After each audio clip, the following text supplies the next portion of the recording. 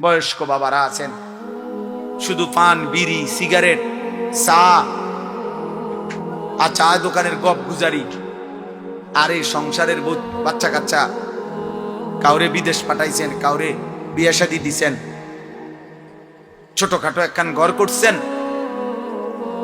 কদ্দুর জমি কিনছেন। এতটুকুর পরে আপনারা অনেক বয়স্ক লোক আছেন বৈশা বৈশা এখন এই পান, বিড়ি, সিগারেট, চা, গপ গুজারি এতেই শেষ করে দিতেছেন হায়াত। মনে করছেন ছেলে পেলে যেহেতু লাইন করে দিছি, টাকা পয়সার ব্যবস্থা হয়ে গেছে, এখন আর আমার কোনো দায়িত্ব নাই।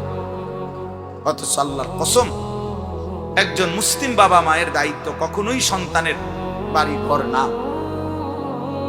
ইসলাম এটা বলে নাই ঘর দুয়ারের ফিকির করতেই হবে, মূল ফিকির এটা ছিল না। দায়িত্ব মূলত এটা নয়, ওটা এমনি মিলে যাবে।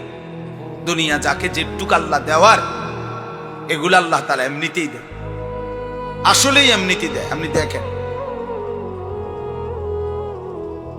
কিন্তু আল্লাহ তাআলা দায়িত্ব দিচ্ছেন ওয়া'মুর আহলাকা বিস-সালাহ ওয়াসতাবির আলাইহা। আপনি আপনার পরিবারের সদস্যদেরকে নামাজের আদেশ করুন এবং আপনি নিজেও নামাজের উপরে মজবুত থাকুন।